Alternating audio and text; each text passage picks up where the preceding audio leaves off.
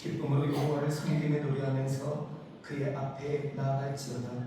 여호와가 우리 하나님이신 줄 너희는 알지어다. 그는 우리를 지으신 이요 우리는 그의 것이니 그의 백성이요 그의 기르시는 양이로다. 감사함으로 그의 문에 들어가며 찬송함으로 그의 궁정에 들어가서 그에게 감사하며 그의 이름을 송축할지어다. 여호와는 선하시니 그의 인자하심이 영원하고 그의 성실하심이 대대에 이르리로다. 하나님은 영이시니 예배하는 자가 영과 진리로 예배할지니라. 아멘.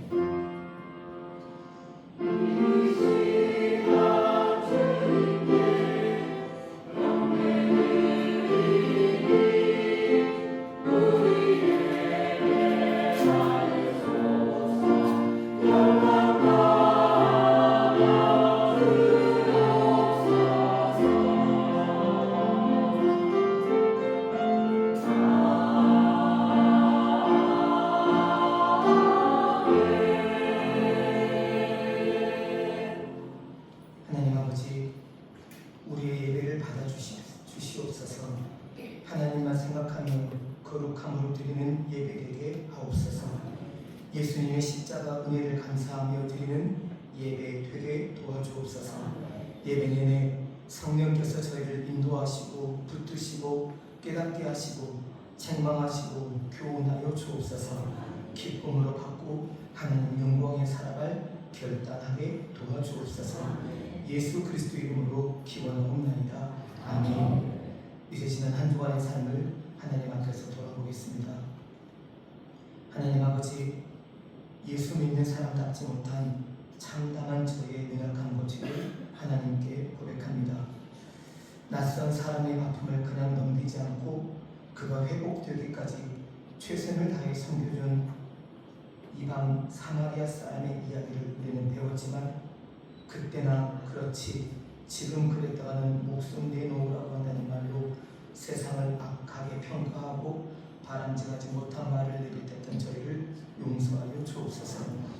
하나님의 형상대로 지음받은 우리, 예수를 믿든 믿지 않든 모두 다 하나님의 형상대로 지음받았기에 착하고 깨끗하고 예의 바르며 어른을 공경할 줄 아는 사람이 참 많은데, 그런데 우리는 사람을 너무 쉽게 판단하고 정죄하고 확인해 보지도 않고 악하게 몰아가는 경향이 있습니다. 우리의 그런 연약함과 함부로 생각하는 이 판단도 주님이 고쳐주실 줄 믿습니다. 우리나라를 찾아온 선교사들의 헌신, 가진 것을 허물하고 그것도 부족해서 조선 땅 한국을 위해 자기 나라 사람들에게 도움을 구하여 우리나라에 병원을 짓고 학교를 건축하고 그것이 끝까지 되도록 그 생각을 지키고 그 대를 이어가며 그 일을 완수하도록 성령님이 은총으로 베풀어 주셨다는 사실을 우리는 기억합니다. 그런데 우리는 하나님께서 우리 마음에 주신 생각들을 지켜가지 못했습니다. 선하고 의롭고 거룩한 생각인 줄 알면서도 쉽게 포기하고 마음에 들지 않으면 큰소리치고 나와 다르면 하나님 나라든 교회든 거룩한 성도든 상관없이 내 감정과 기분 내키는 대로 욱하는 성질을 발휘하며 교회와 말씀과 관계를 너무 쉽게 깨버렸던 연약한 저희들입니다. 하나님, 이러한 저희를 예수님의 십자가의 보혈로 깨끗하게 씻으사 예수님 닮은 정결함으로 주님 앞에 서게 되도록 도와주옵소서. 예수님의 이름으로 참회 기도드립니다. 아멘. 이제 나와 하나님만이 아는 죄, 우리 각자의 은밀한 죄를 하나님께 고백하겠습니다.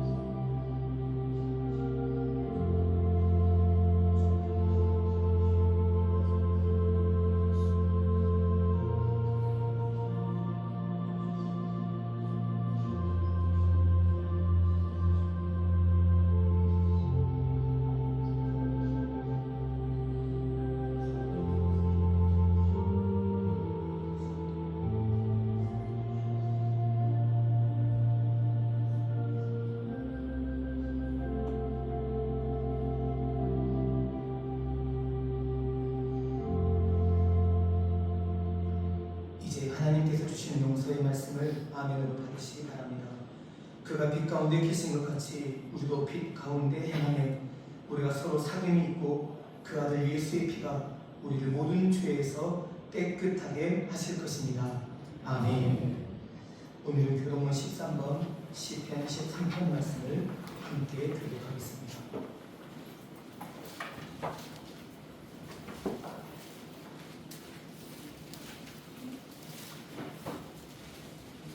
교동문 13번 시편 23편입니다. 여호와는 나의 목자시니 그가 나를 푸른 풀밭에 누이시며 내 영혼을 소생시키시고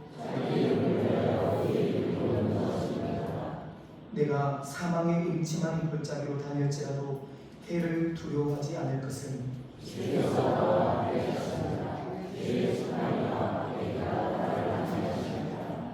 주께서 내 원수의 목전에서 내게 상을 차려주시고 내 평생의 선하심과 인자하심이 반드시 나를 따르리니 아멘. 사도신경으로 우리의 신앙을 고백하겠습니다. 나는 전능하신 아버지 하나님 천지의 창조주를 믿습니다.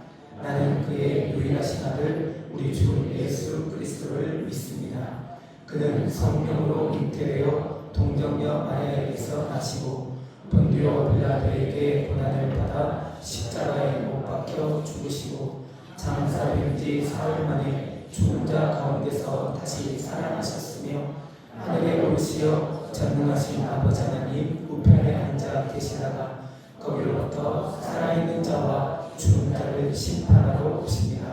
나는 성령을 믿으며 거룩한 공교회와 성도의 교제와 죄를 용서하는 것과 몸의 부활과 영생을 믿습니다. 아멘. 모두 자리에 앉으십시오. 시작하도록 하겠습니다.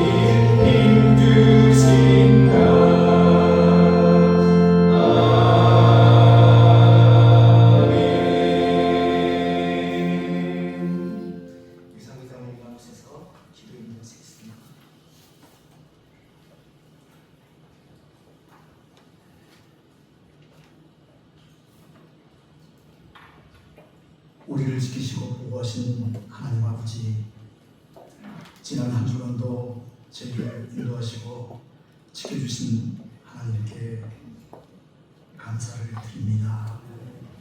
지금까지 믿음의 자녀로 선택하여 연약하고 나약한 부족함이 많은 저희를 힘주시고 능력 주셔서 모든 삶에서 의롭게 살 수 있도록 축복 주심을 감사드립니다. 6월 한 달도 늘 주님과 동행하게 하옵시고 죄악된 곳에서 가지 않도록 지켜주시고 인도해 주옵소서. 한 주도 주님의 말씀대로 순종하며 주님께 의지하며 감사하며 기쁨으로 살고자 했지만 우리의 부족하고 연약한 믿음으로 말씀대로 살지 못한 저희를 용서해 주옵소서. 늘 믿음으로 생기게 하옵시고 기도하며 감사로 주님께 기쁨이 되는 모든 성도가 다 되게 하옵소서. 6월 한 달도 무더위와 어려운 경제 속에서 잘 이겨내게 하옵시고 건강도 가정의 회복도 평안도 늘 지켜 주옵소서. 계획하고 준비했던 성도들의 새벽기도 잘 다녀올 수 있도록 은혜도 주옵소서. 이 나라와 이 민족 위에도 평화가 있게 하옵시고 주님께서 그 있으면 이 나라와 이 민족이 되게 하옵소서. 말씀을 전하실 목사님께 은혜를 베풀어 주옵시고 말씀 가운데 살아 역사하여 주옵시고 우리의 모든 삶이 주님께 사랑받는 자녀로 살아가게 하옵소서. 글로리아 찬양대에 찬양을 받아 주옵시고 늘 사랑받고 축복받는 찬양대로 은총을 베풀어 주옵소서. 예배 중에 있을 성찬식에도 주님 함께하여 주옵시고 서로 사랑하라 하신 말씀대로 주님의 가르침을 받는 성찬식이 되도록 우리도 베풀어 주옵소서. 감사하며 예수님 이름으로 기도드리옵나이다. 아멘.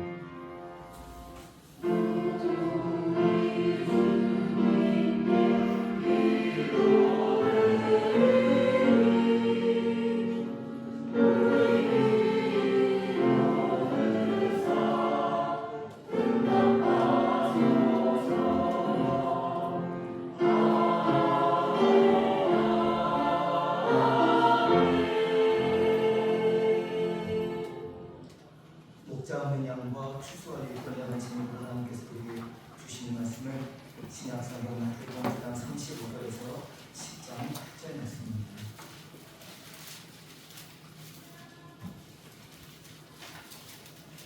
신약성경 15면에 있는 마태복음 9장 35절에서 10장 8절 말씀입니다.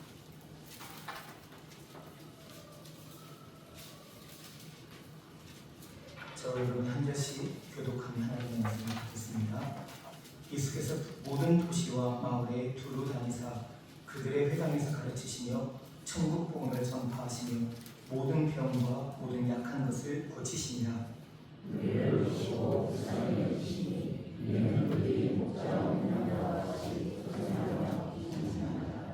이에 제자들에게 이르시되 추수할 것은 많되 일꾼이 적으니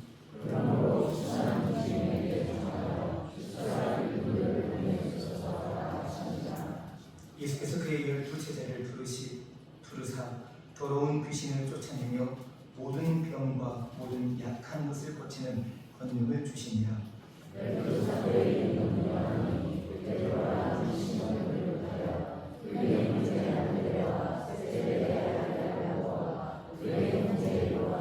빌립과 바블론의 도마와 세리마테 알페오의 아들 야고보와 다데오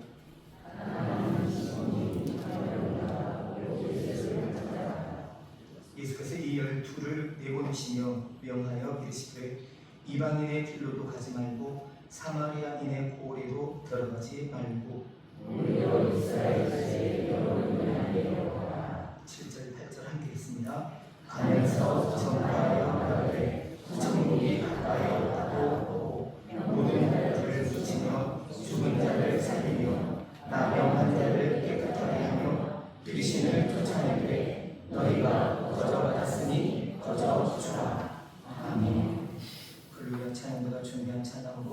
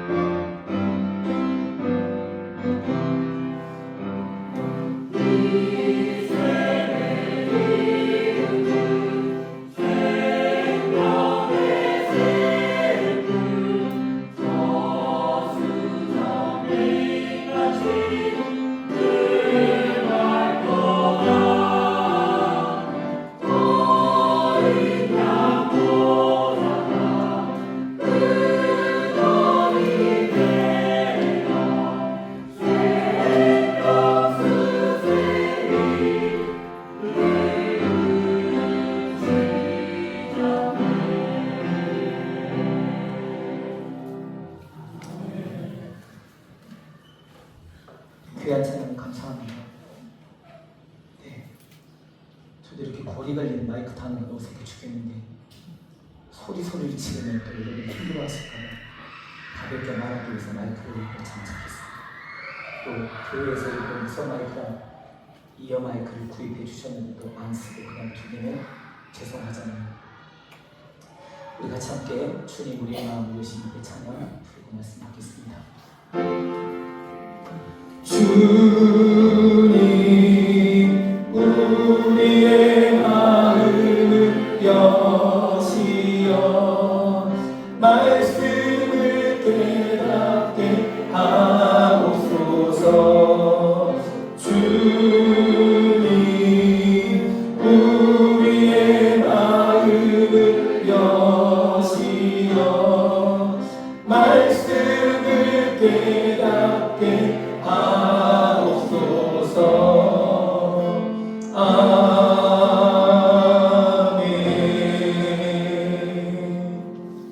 자, 오늘 죄송하지만 오늘은 먼저 좀 걷어주시겠습니까?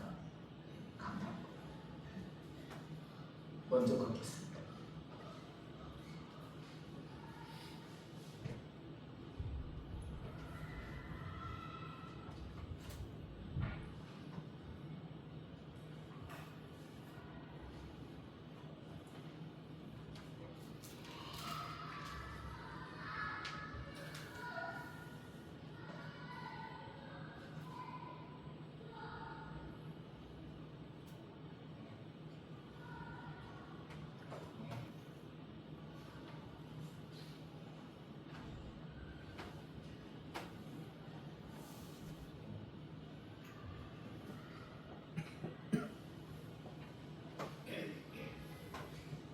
성찬의식은 그런 부분에 대해서 우리가 많이 말을 안 해봤기 때문에 그런데 원래 성찬의식은 보이게 해서 참여하게 하는 게 좋은 이유는 이 떡과 잔이 뭘 말하기 때문이죠? 예수님의 몸과 살과 피를 말하기 때문입니다.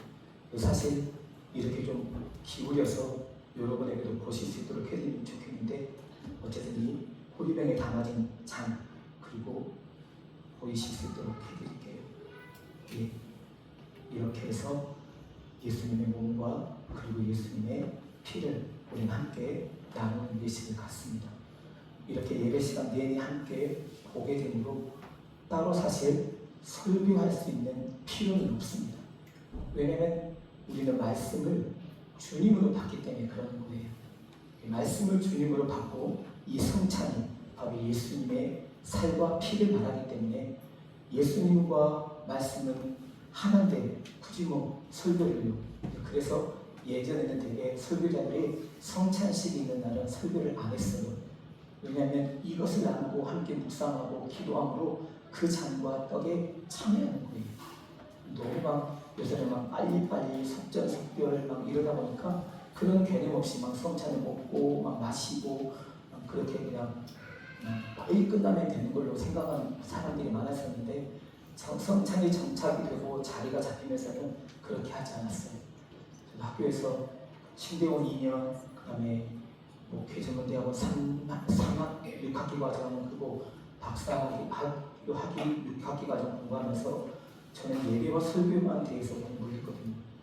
그래서 그런 부분에 대해서 여러분에게 이런 내용들을 알려드리고 싶었고, 전에 한번 당회할 때 장로님들이 어떤 날 왜 설교를 안 했는지 성도들이 궁금해한다고 하시길래 여러분에게 오늘 빌어서 그 말씀을 드리는 거예요.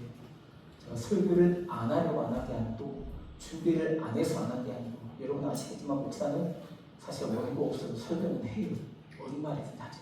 그런데 다만 주님의 몸과 피가 아주 귀하고 그것으로도 충분히 말씀이고 우리가 이미 받았는데 굳이 거기다 더 얹혀서 무슨 말씀을 하면 제 말밖에 안 될 수밖에 없을 것 같아서 그날은 또 예배가 늦어지고 다른 행사도 있었기 때문에 설교를 안 했으니, 혹시 그런 마음에 조금 불편한 부분이 있으신 분들이 계셨다면 여러분 그렇게 이해해 주세요. 저 설교하고 싶어서 아주 좋아하는 목사입니다. 설교를 할 수 있으면 저는 열심히 하는데 어쨌든 안 하고 싶어서 여러분들이 빼거나 뭐 하기 싫어서 도망가거나 그런 목사는 아닙니다. 그렇게 이해해 주시면 좋겠습니다. 오히려 마태복음 9장 35절에서 10장 8절 말씀까지 봤는데요. 이 부분은 여러분과 제가 너무 많이 들었던 말씀이기도 합니다. 특별히 예수님께서 사역에 직접 뛰어드시면서 예수님은 사람들을 만나는 것을 좋아하셨던 것을 봐요. 저는 여러분과 제가 사람들을 만나는 것을 좋아하실 수 있기를 축복합니다. 정말입니다. 그래서 저는 어쩔 수 없이 뭐 애완견이나 애완묘를 키울 수밖에 없는 사람들이 있다 할지라도 그분들도 결국에는 그것들을 돌보다가 사람들에게 향할 수 있게 되기를 저는 기도하고 있습니다. 왜냐하면 우리는 그것을 돌보도록 부름받은 게 아니기 때문에 그래요. 물론 상황과 환경과 여건에 따라서 그것들을 돌보고 그리고 사랑하고 그들과 함께 소통하는 것이 필요하지만 사람은 그것으로 끝나버리면 안 되기 때문이에요. 그것을 통해서 더 나은 길, 하나님이 진짜 원하시는 길, 하나님이 마음에 합한 길을 찾아가서 그 길에 여러분과 제가 쓰임받도록 부르심을 받았는데 그냥 거기만 매여 있으면 안 될 이유가 바로 여기 있습니다. 그러니 이것 또한 오해하지 말으시고 들으시면 좋겠습니다. 그것이 바람직하지 못하고 잘못됐다는 말씀을 드리는 거 아닙니다.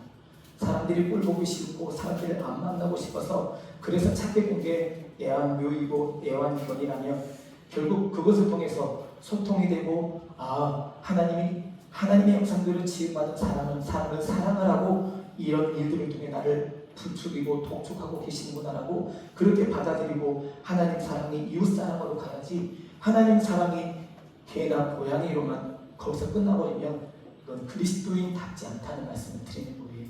그럼 여러분도 이 말씀에 오해 없이 받으실 수 있기를 바라요. 예수님은 사람들을 만나는 것을 좋아하셨고 그래서 바리새인이든 당국자들이든 아니면 율법사나 서기관들이든 아니면 당시 사람들이 정말 별볼 일 없게 아무짝에도 쓸모없는 사람처럼 여겼던 고아나 과부, 창녀, 세리, 나그네, 이방인, 심지어 돈 없고 백 없는, 그래서 사람들에게 눈길도 못 얻는 사람들, 그들 속으로 주님이 들어가십니다. 그런데 바리새인, 율법사, 서기관들, 당국자들은 예수님을 대놓고 면전에서 박대를 한 거죠. 우리와 당신은 질이 달라. 당신이 뭐 선지자인지 예언자인지 구세주인지 뭔지는 모르겠지만 우리는 가문상 선민이고 선민을 택한 바가 율법으로 아주 능통한 사람이야. 차원이 다르지 라고 말하면 예수님과 상종 못할 사람이라고 자기들이 이랬던 것이고, 그런데 별볼 일 없다고 취급되던 그 당시에 연약한 사람들, 그들은 예수님을 만나면 기분이 좋았던 거예요. 왜냐하면 사회를 복속시키고 새로운 나라를 건설하자고 말하는 게 아니라 예수님은 그들에게 하나님의 나라를 말씀하셨던 거예요. 하나님께서 계신 하나님의 나라를 보고 듣고 오셨던 것을 그대로 사람들에게 전해주신 거예요. 그래서 아버지와 아들과 성령님이 하나이시듯 아버지, 이 땅에 사는 모든 그리스도인들도 뭐 되게 해달라고 기도하신 거예요? 하나 되게 해달라고 기도하신 게 예수님의 마지막 애절한 기도인 거예요. 굳이 그런 기도, 유언 같은 기도를 뭐하러 하셨을까요? 굳이 더 많은 말들이 있었을 텐데. 승천하시면서 아버지께서 너에게 약속하시는 성령님이 임하시도록까지 예루살렘을 떠나지 말고 여기서 기다려라. 그러면 아버지 약속하신 것을 너희에게 보내주실 거다라고 말씀하셨고, 그래서 그 말씀 더불어서 성령을 기다려, 꼭 기다려, 옮기지 말고 이사하지 말고 거기 있어야 돼. 이 말씀이 아니라 예수님은 대제사장으로 드리는 요한복음 17장의 마지막 기도에서 아버지와 제가 그리고 성령이 하나이신 것처럼 이들도 하나 되게 해주십시오라고 간절한 기도를 드리신 거예요. 이것이 중요하기 때문에 이 기도를 드리신 거예요. 예수님은 거절하는 사람에게 예수님 일부러 찾아가지 않으셨어요. 가면 또 명망가 나가니까. 그리고 그들은 예수님께 오히려 거절을 확실하게 표명을 했죠. 그들도 구원받게 되기를 간절히 바랬지만 결국 그들은 갈 때까지 가버린 거죠. 그리고 그들 마음속에 예수를 어떻게 죽일 것인가가 이제 숙제로 나온 거예요. 그래서 예수님이 향하시게 된 게 사회적인 약자들이었어요. 예수님은 온 인류를 구원할 계획을 갖고 오신 것이지 그 사람들만 구원하기 위해 오신 게 아니에요. 그래서 사도 바울은 디모데전서 2장 4절에서 하나님은 모든 사람이 구원을 받으며 진리를 아는 데 이르기를 원하신다, 이렇게 알려준 거예요. 예수님이 이 땅에 우리와 같은 몸을 입고 성육신하신 건 그 이유 때문에 오신 것이지 다른 것 때문에 오신 게 아니에요. 그래서 우리에게서 마가복음 10장에서 인자가 온 것은 섬김을 받으려함이 아니라 도리어 섬기려 하고 자기 목숨을 많은 사람의 대속물로 주기 위함이다. 예수님이 오신 목적이 분명히 있다고요. 여러분과 저의 죄를 용서하시기 위해, 대속하시기 위해 자기 자신을 십자가에 못 박아 죽이기 위해 오셨다는 거예요. 여러분 태어나면서부터 이런 목적을 갖고 태어난 사람이 있으면 인생을 살겠습니까? 더군다나 당신을 죽을 때 언제 어디서 어떻게 죽을 거라는 이야기를 들으면 그거 소리 듣고 마음이 평안할 사람이 세상에 어디 있겠습니까? 그런데 그럼에도 불구하고 예수님은 그것들을 다 안고 계셨으나 하나님과 똑같은 신의 성품을 갖고 계셨기 때문에 우리와는 다른 분이셨던 거예요. 죄를 담당하기 충분히 좋으셨던 분이고 인간적인 연약함과 나약함도 있었지만 그것들을 넉넉히 이기실 수 있었던 것은 인간적인 몸을 입고 이 땅에 태어나 그 길을 걸어갈 우리들에게 본이 되어주시기 위해 그 모습을 그대로 비춰주신 거예요. 그러니 십자가 그 지도로까지 고난과 채찍질과 신문과 가진 모욕과 조롱과 침뱉음과 뺨 맞은 것, 여러분 뺨 맞는 것보다 더 심한 모욕은 뭔지 아십니까? 대놓고 면전에서 불순종하는 거거든요. 대놓고 당신들이 틀렸다고 말하는 거거든요. 예수님은 그런 모욕 앞에서 오히려 침묵하셨어요. 그리고 예수님을 죽이기 위해 혈안이 되었던 바리새인, 서기관들, 율법사, 당국자들이 교회에 하나가 됐고 그 예수님을 죽이기 위해 원수지가 아니었던 빌라도와 헤롯이 한 물덩거리가 된 거예요. 그래서 예수님을 십자가에 못 박이 죽이기가 딱 조건이 맞아 떨어진 거죠. 그런데 예수님은 그런 그들의 작담에도 불구하고 하나님의 나라를 그들에게 전하고 그들 중에 약한 자와 병든 자를 고쳐주셨어요. 그리고 하나님의 나라를 살 수 있도록 알려주신 거예요. 그래서 우리가 자주 불렀던 찬양처럼 사자들이 어린 양과 뛰놀고 어린이들 함께 기쁘는 참 사랑과 기쁨의 그 나라가 이제서 기오리라. 어린아이들이 독사물에 손을 놓고 독사와 장난을 쳐도 물지 않는 그런 나라. 예수님은 그런 나라를 손꼽아 기다려요. 왜요? 아버지와 성령님과 함께 세 분이 지내는 그 사이가 바로 그런 자리였거든요. 그래서 그 모습을 그대로 사람들에게 전해주면서 우리가 하나처럼 지내는 것처럼 여러분도 하나처럼 하나님을 섬기며 지내야 합니다라고 하는 이야기를 전해주었던 거예요.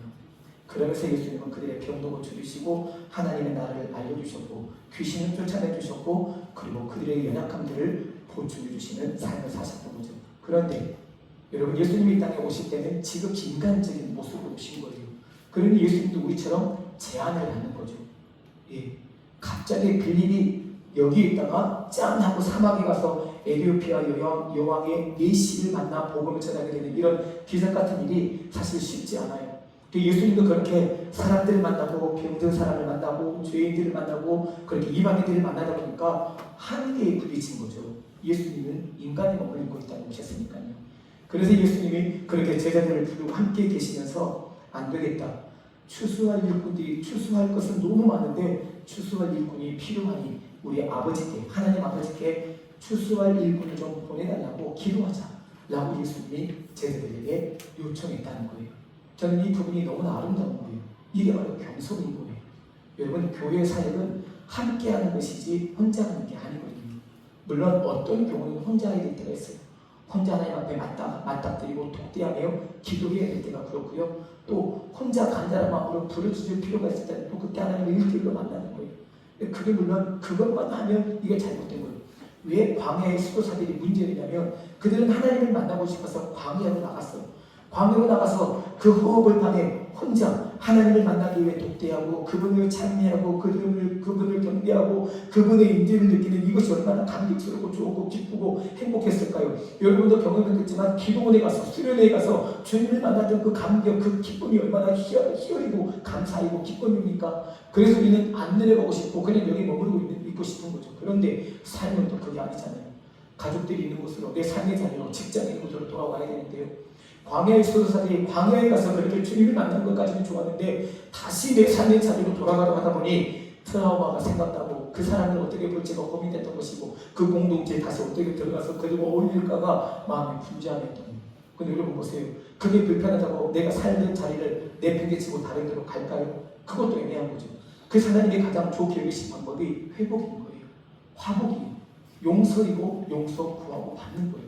이걸 성경을 통해 가르쳐 주셨고 예수님은 친히 그것 때문에 십자가에 못 박혀 죽으신 거거든요. 그리고 그 말씀하신 거죠. 내가 너희를 사랑한 것처럼 너희도 서로 사랑하라. 그리고 내가 너희를 그리스도 안에서 용서해 준 것처럼 너희도 서로 용서하라고 그러시고 우리는 그 말씀을 받았으니 그 말씀대로 살면 되는 거였거든요. 출소할 일꾼들 보내주세요. 출소할 때 너무 많아요. 그런데 그 글을 들으신 하나님, 다른 복음서에서는 마가복음, 누가복음서에는 예수님이 이 12명의 제자를 선택하기 위해 산에 올라가서 철야하며 기도하셨다는 본문이 나오거든요. 밤에 새도록 기도하시고 그리고 내려오셔서 제자들을 만나신 거예요. 시몬이라고 하는 베드로와 그 형제 안드레, 그리고 요한과 세베대의 아들 야고보와 그 형제 요한, 그렇게 해서 한 명, 두 명 제자들을 불러가서 12명을 모으게 된 것이거든요. 그런데 여러분, 혹시 아실지 모르겠지만 예수님의 제자 12명이 모두 무난한 사람들이었을 거라고 생각하세요? 우리가 되게 듣기로는 어부인 4명에 대해서만 주로 많이 들었죠. 왜냐하면 그들을 주로 다루고 있고 또 그들에 관한 이야기가 성경에 많아요. 동단의 예수님은 편애라도 하시는 것처럼 베드로와 야고보와 요한을 유난히 3명만 많이 데려가셨던 때가 있어요. 예, 그들을 유난히 가까이에서 그들에게 자신의 모습을 비춰주신 때가 많았다고요. 그러다 보니 이 3명 또는 4명 아니면 한 7, 8명 정도에서 가장 주축이 되는 제자들의 이름을 들먹거리고 나머지는 그냥 어떤 내용도 없어요. 여러분 주보의 설교 요약문에 보면 제자들의 명단이 12명이 마태, 마가, 누가복음 그리고 사도행전에 기록된 대로 여러분 표시되어 있는데 한번 가셔서 좀 봐주십시오. 그런데 여러분 이 제자들 중에 여러분이 오늘 말씀드리고 싶은 사람은 2사람인데요. 한 명은 세리마테, 또 한 사람은 셀로인 시몬입니다. 맨 마지막 부분에 등장하는 가나나인 시몬이라고 표시된 사람인데요. 이 세리마테는 여러분과 제가 알다시피 세리는 당시에 그렇게 해서 좋은 사람이 아니었어요. 로마로부터 인정받는 세금을 받는 사람이지만 그들은 인정받는다는 이유 때문에 받아야 될 세금 외에 더 많은 돈을 받아서 자기가 착복하느라 급급했거든요. 어떻게 하면 그것을 더 많이 걷어낼까라고 더 고민을 많이 했을 것 같아요. 우리 정서상 쉽게 판단해서 죄송하지만 돈을 더 많이 벌 수 있는 비결이 생긴다면, 방법이 만들어진다면 누구라도 돈을 많이 더 벌 수 있는 방법들을 택하죠. 그래서 100원을 세금을 내야 된다고 말하면 300원을 걷었다가 그 다음에는 500원, 시대가 변해서 물가가 올랐으니까 600원이야 이러면서 세금 여전히 100원이지만 많은 것을 받아서 100원만 내고 나머지는 착각하는 거죠.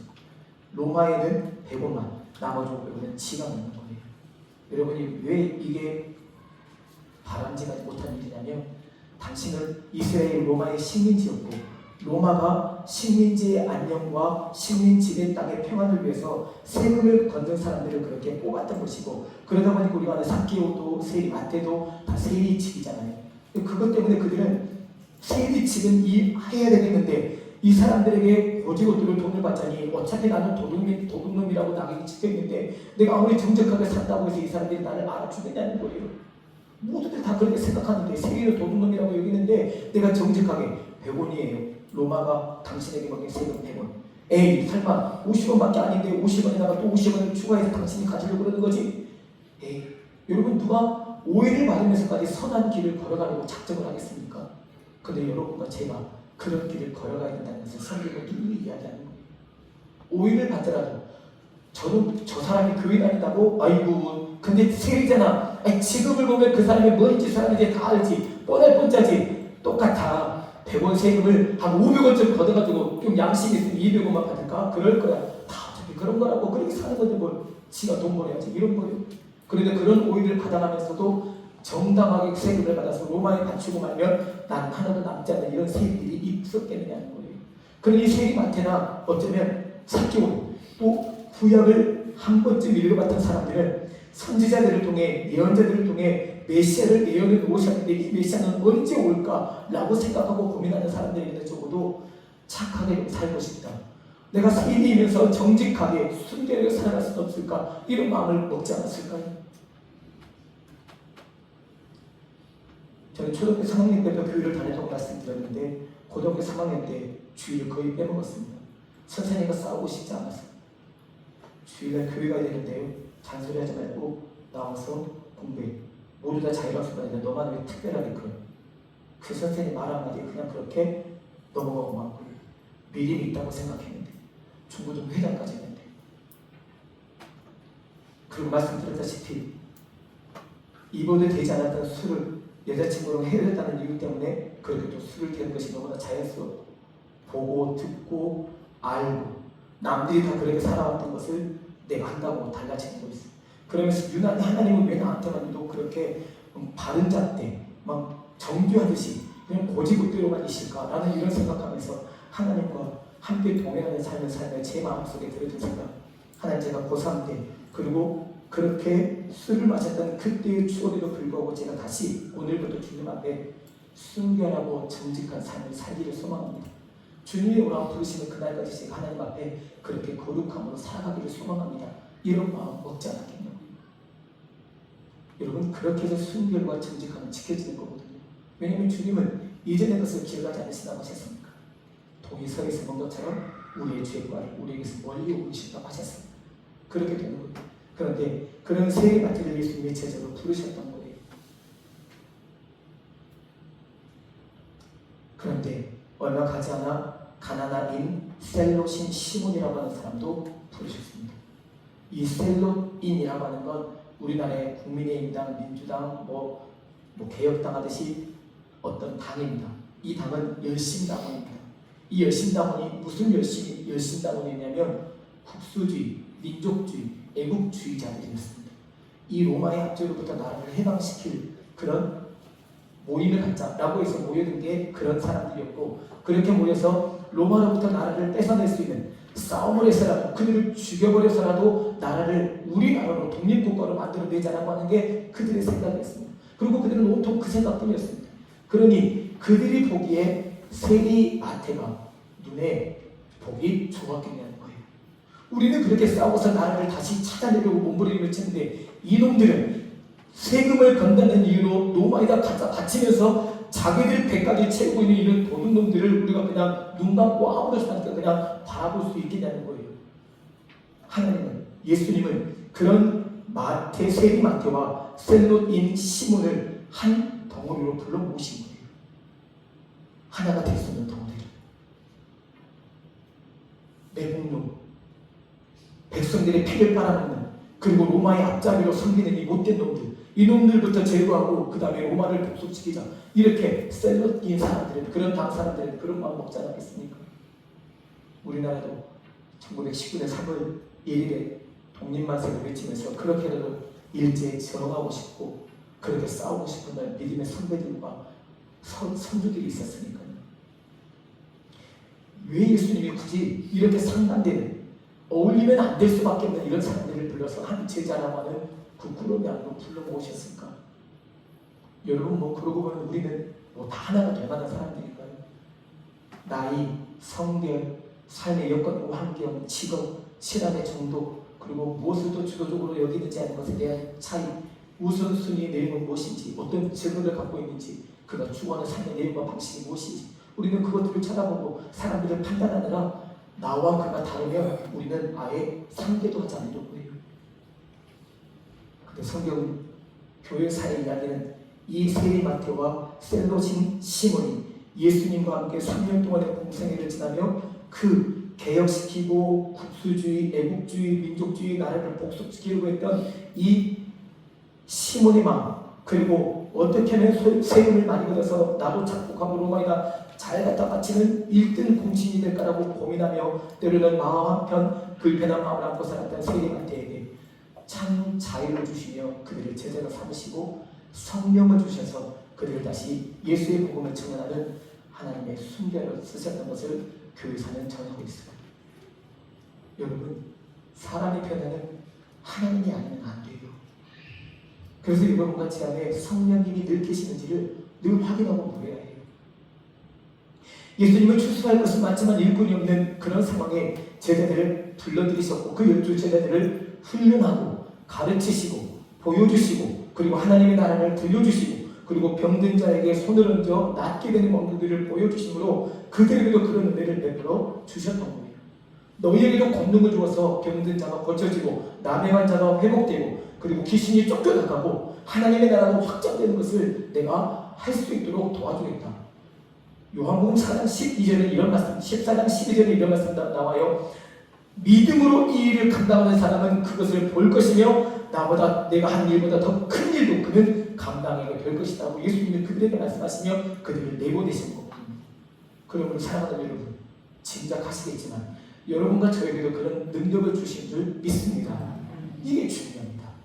근데 그 12명의 제자들에게 그냥 그것을 부여해주고 너희들이 잘해봐라. 그 이후의 사람들은 내가 모르겠다고 하나님이 그래도 외면하고 모른 척하시고 만 게 아니란 말이에요.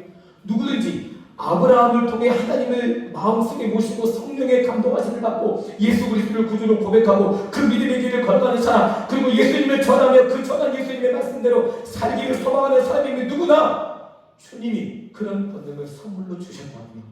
그래서 우리는 누구를 위해서 기도할 때마다 주님이 나를 통해 주님의 은혜가 흘러가도록 나를 써주십시오라고 기도하시면 되는 줄 믿습니다. 이게 하나님의 여러분과 저를 지금 쓰시는 방법입니다. 그때 당시에는 12명의 제자만 있어도 충분히 희어져 출소할 곳이 많은 그곳에 12명을 파송하면 그 12명의 제자가 또 제자들을 낳아서 또 그렇게 사람들을 출소하겠지만 지금은 그보다 더 많은 사람들이 있으니 전체 지구에 70여 명이 넘는 인구가 있으니 이 많은 사람들을 어떻게 다 구원하고 출소하겠느냐고요. 그래서 하나님은 여러분과 저를 부르셔서 하나님의 백성 삼으시고 주님의 몸된 교회를 통해서 함께 훈련받고 함께 기도하고 함께 말씀을 배우고 때로 다투고 싸우고 그러면서 하나 되는 법을 배워가고 그러면서 용서하고 용납하고 그러면서 하나님이 얼마나 우리를 사랑하시는지를 확인하고 그렇게 해서 하나님의 성령의 능력과 그 사랑을 확인하는 그 마음을 갖고 밖에 나가서 복음의 삶을 살아가는 거예요. 복음을 전하는데 복음대로 안 살면 이거는 어불성설인 거예요. 일종의 이런 거예요. 하나님이 내게 재물을 많이 주셨다고 쳐봐요. 재물을 많이 주셔서 나는 내가 원하면 넉넉하게 쓸 수 있어요. 그런데 사람들에게 나가서 여러분 예수 믿으세요. 예수 믿으면 복 받습니다. 예수 믿으면 구원 받습니다라고 전하기는 하면서 정작 그들의 필요를 따라 재물을 나눠주거나 그들에게 필요한 것을 먹여주거나 하는 일을 안 한다면 이것도 문제인 거예요. 하나님이 재물을 왜 주셨을까요? 생각해보는 거예요.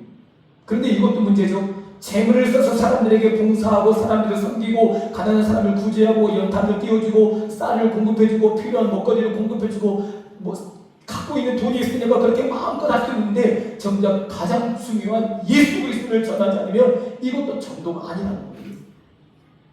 여러분 전도는 말이 가면서 행동도 함께 가는 거예요. 저는 그래서 그런 분을 봐요. 주님이 나를 불러주셨고 이 부르심 속에서 나를 여기까지 인도해 주셨고 우리 가정이 살 수 있도록 여건과 환경을 만들어 주시고 재물도 어느 정도 주셔서 참 감사하다. 그래서 열심히 벌었으니 내가 열심히 쓰고 싶다라고 하는 마음으로 그렇게 쓰는 분들을 보는 거예요.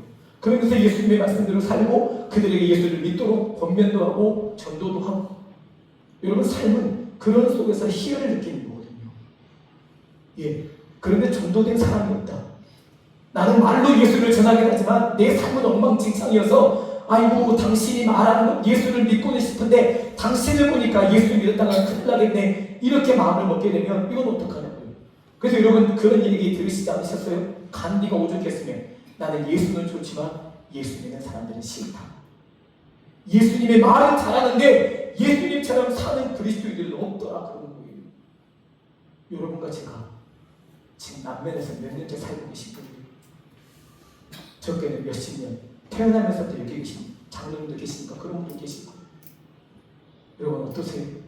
이곳에서 몸 담고 사랑하는 가족들과 이웃들과 친척들과 함께 어울려 사시는 동안에 나는 누구였습니까?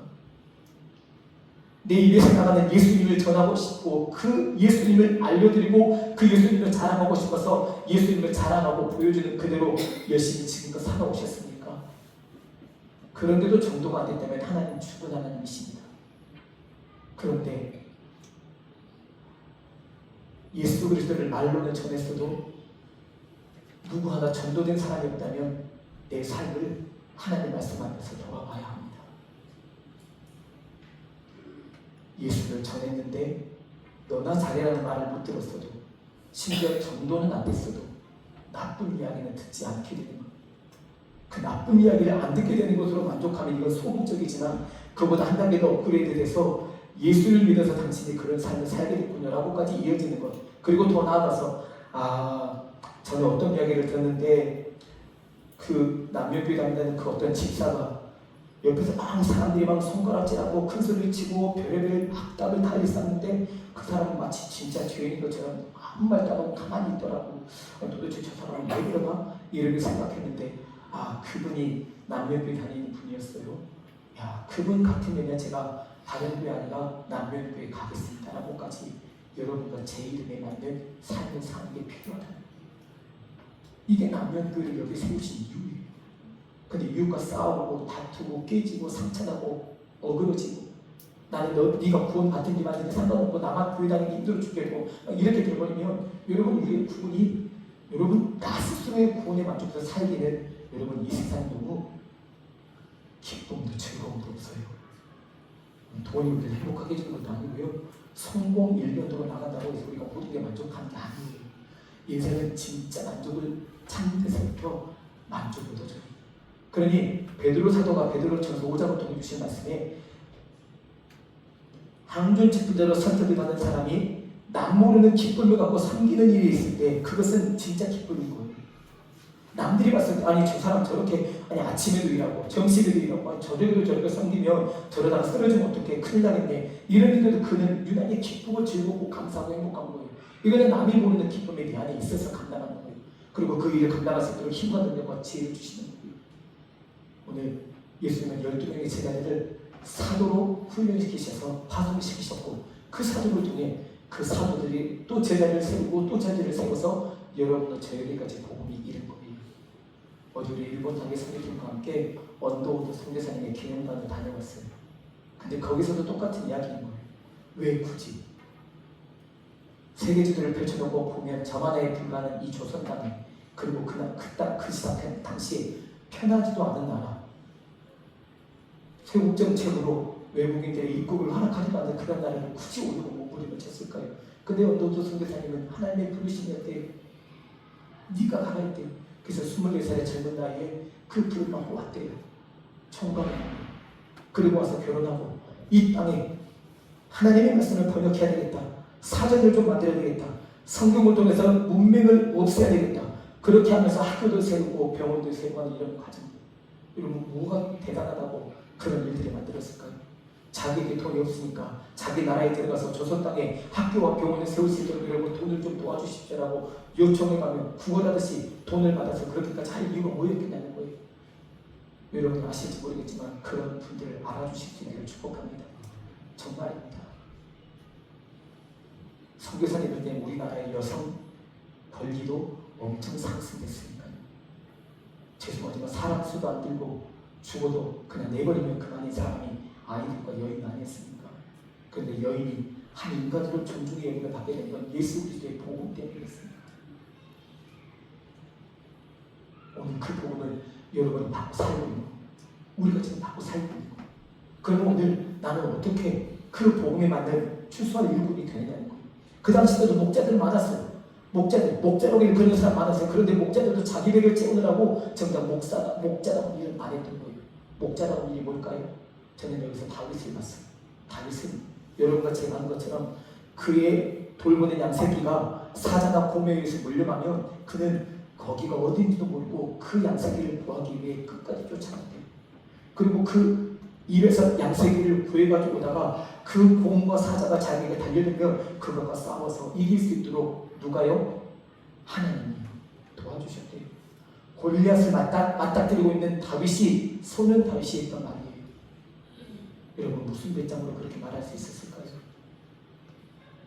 자기에게 무슨 능력이 있었다고? 그저 막대기 하나와 물맷돌만 있었을 뿐인데요. 근데 하나님의 성령의 그 마음을 붙드시면 돼요. 여러분 오늘부터 우리도 다시 하나님의 기뻐하시는 그리스도인답게 살아가실 수 있기를 축복합니다. 그래서 오늘 여러분에게 이 성찬의 자리를 베풀며 함께 나누고 싶은 겁니다.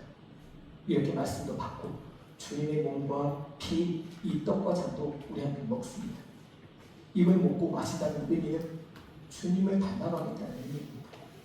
이걸 먹어놓고 그냥 입 닦아버리고 먹은 것은 먹은 것이고 나는 나대로 살겠다는 의미가 아닙니다. 적어도 이 떡과 잔을 먹고 마실 때는 그것이 내 안에 들어옴으로 인해 내 속에서 하나님이 기뻐하지 않으시는 모습과 상반된 것들을 과감하게 떨쳐낼 성령의 능력을 여러분과 제가 힘입어야 합니다. 하나님은 인격적이셔서 우리에게 억지로 몰아가지 않으세요. 그럴 것이면 이미 온 세상 사람들이 다 하나님의 법에 불룩했을 거예요. 예.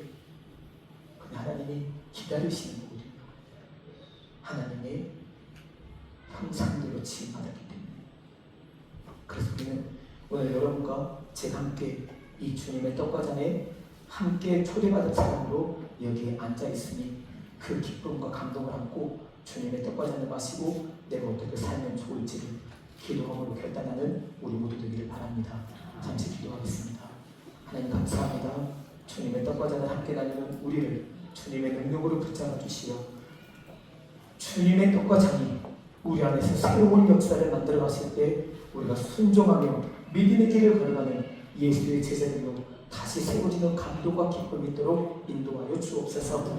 주님을 기다리는 우리에게 주님의 성령으로 충만하게 역사해 주시고 이 떡과 잔에 성령을 가득히 부어주시어 우리가 먹고 마실 때 성령께서 우리 안에 강하게 역사하심으로 마가의 다락방처럼 은사를 받고 방언을 말하고 병 고치는 은사를 받고 하나님의 기반한 선물로 받게 되며 하나님의 나라와 복음과 교회 위에 다른 사람들을 옳은 도를 인도하여 하늘의 별처럼 대단한 삶을 살기 위해 아름답게 쓰임받는 우리 모두가 되는 거룩한 감동이 충만한 이 자리가 되게 인도하여 주옵소서. 예수님의 이름으로 기도드립니다. 아멘. 주님은 잡히시기 전날밤에 제자들과 함께 마지막 식사를 하셨습니다. 그리고는 그들에게 떡을 떼어 나눠주시며 말씀하셨습니다. 받아 먹으라. 이것은 너희를 위해 주는 내 몸이다 하셨습니다. 예수님은 생명과도 같은 자기 몸을 제자들에게 찢어주시면서 생명인 나를 받아 먹어야 너희도 생명이 있다고 말씀해 주시며 그 떡은 친히 떼어주신 겁니다. 그래서 오늘은 우리도 이 떡을 받음으로 이 떡에 성령이 충만하게 임재하셔서 나도 살려주실 것을 믿는 마음으로 우리 성찬에 참여할 것입니다. 혹시 여러분과 제 안에 병이 있다면, 약한 것이 있다면, 그리고 바람직하지 못한 것이 있다면 이것마저도 주님의 성령을 통해 회복시켜 주셔야 기도하며 참여하실 수 있기를 바랍니다. 왜냐하면 그것은 여러분만 알기 때문입니다. 주님은 식후에 잔을 가지사 말씀하셨습니다.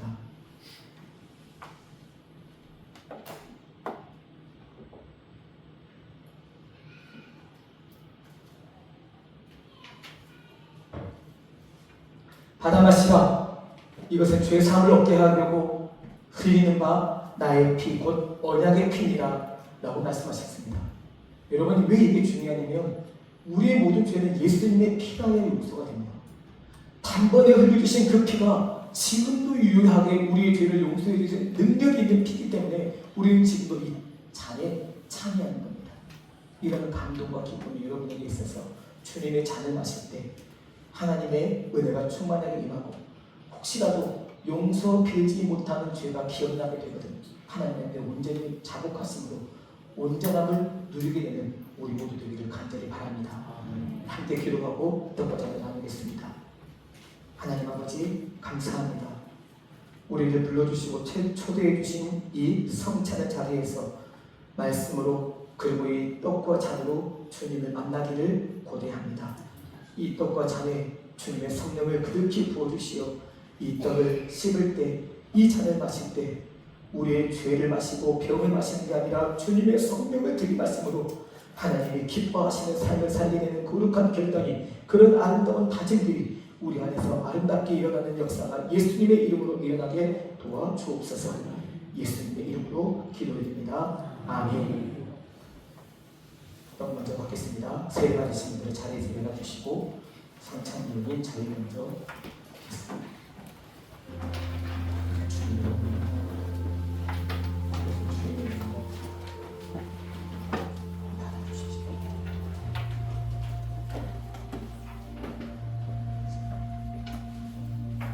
장로님들이 여러분에게 내미시면서 주님의 몸입니다라고 말씀하시며 아멘하고 받으십니다.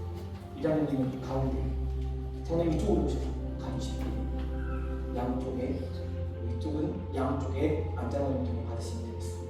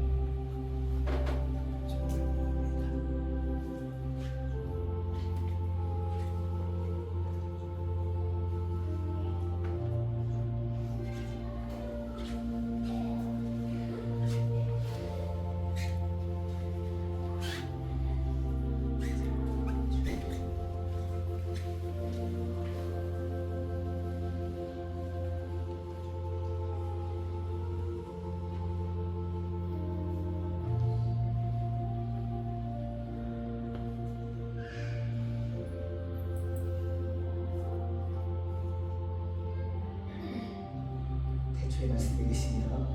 이 말씀이 하나님과 함께 계셨으니 이 말씀은 곧 하나님이십니다. 말씀이 육신이 되어 우리 가운데 거하시니 우리가 그의 영광을 보니 아버지의 독생자의 영광이고 은혜와 진리가 충만하노라. 주님의 말 너희에게 주오니 서로 사랑하라. 내가 너희를 사랑한 것 같이 너희도 서로 사랑하라.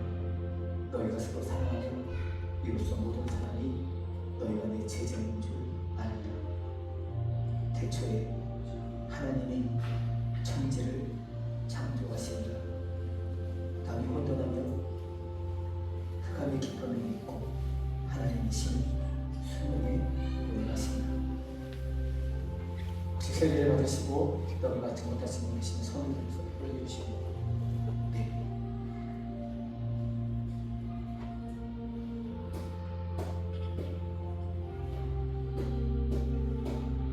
잠을 나고 있습니다.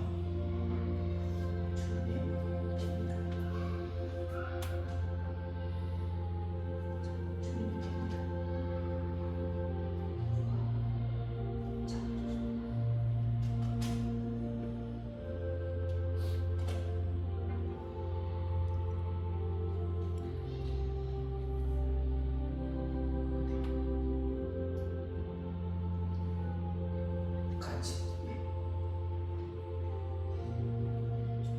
주님의 핍니다 하실 때 아멘으로 받으시면 되겠습니다. 주님의 핍니다. 먼저 잡수고 드세요. 주님의 핍니다. 주님의 핍니다.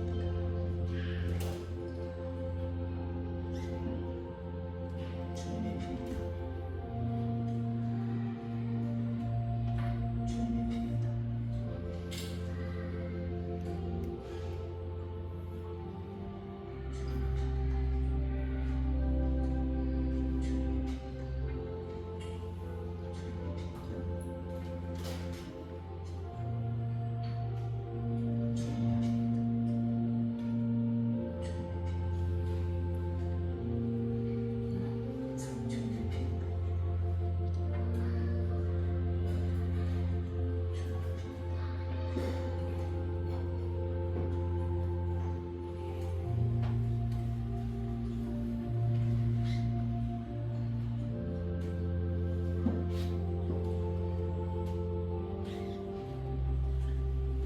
백영찬 집사님 위로 오셔서 받고 일어나시면 되겠습니다.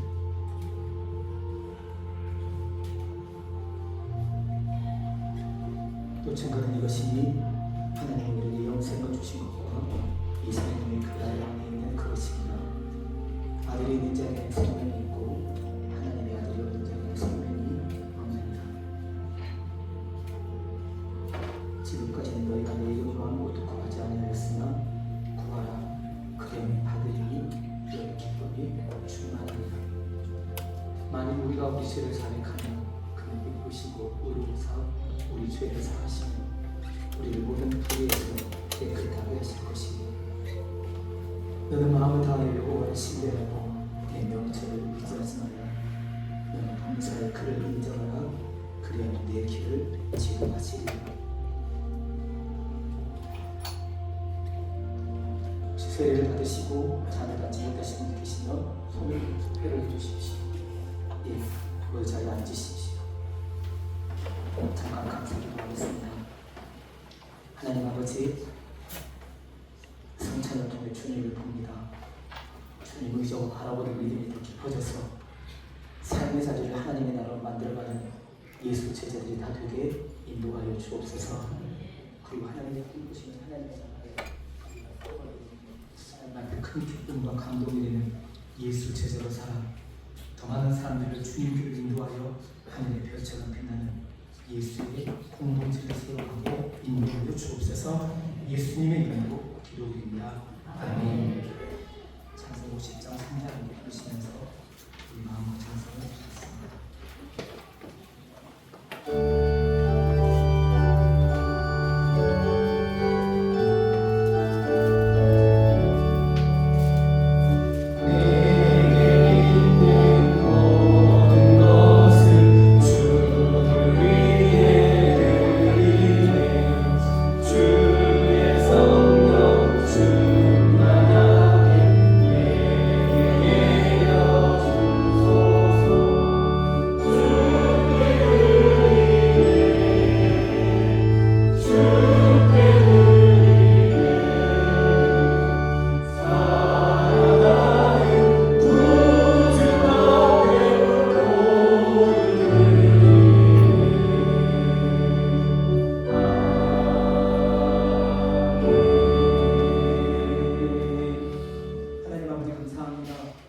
예배하며 우리의 마음과 정성을 담은 준비된 예물을 하나님께 드릴 수 있게 돼서 감사합니다.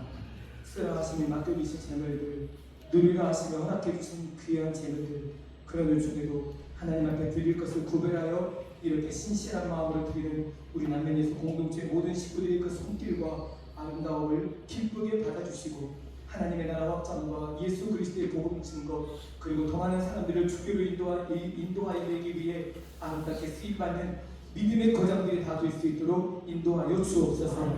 여러 종목의 헌금들을 하나님 앞에 순전한 마음으로 드리며 그 해당되는 예물이 거기에 장맞게 쓰여지기를 기도하는 믿음의 식구들의 기도 또한 들어주사 선교가 그리고 구제가 그리고 장학이 아름다운 열매를 맺어지도록까지 주님 앞에 귀하게 쓰여지는 예물 되도록 인도하여 주옵소서. 무엇보다 예물을 드리는 우리 믿음의 식구들의 가정을 기억하시고 다니는 직장에 복을 더하시어 우리 성도들 때문에 직장에 잘되는 복을 누리게 도와주시고 사업장에도 복을 더하시어 환난을 벗어나 근심이 없도록 주님의 평안이 위로와 늘 넘치는 사업장이 되도록 은총 또한 더하여 주옵소서. 하나님께 감사와 찬양을 드리며 예수님의 이름으로 축복기도 드립니다. 아멘.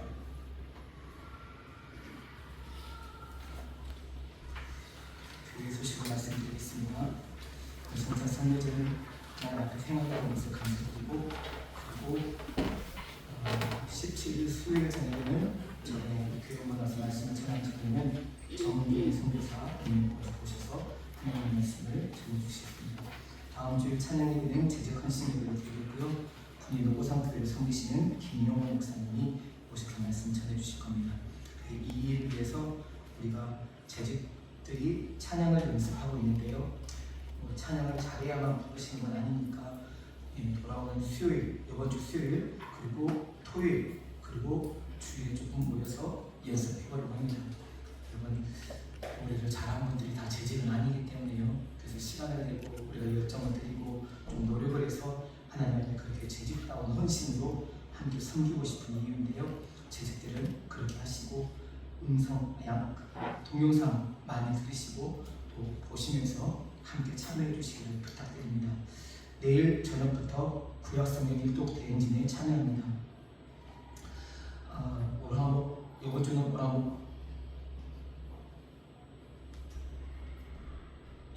이번 주는 월화목만 진행합니다.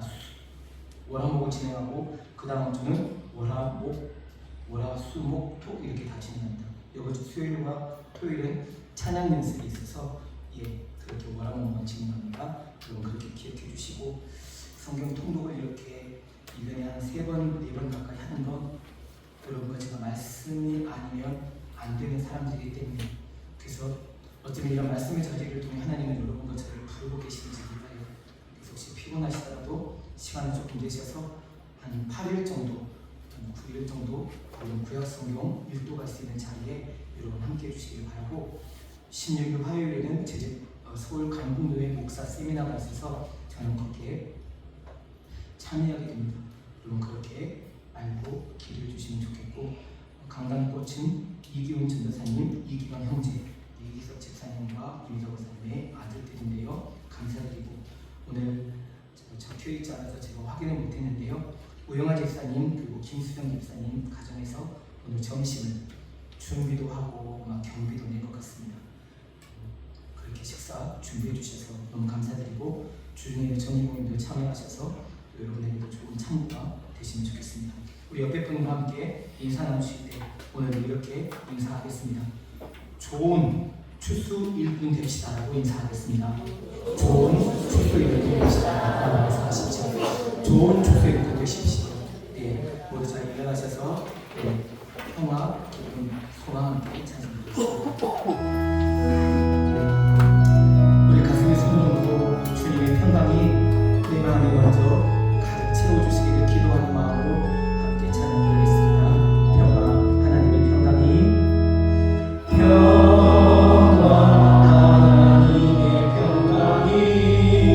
나의 삶에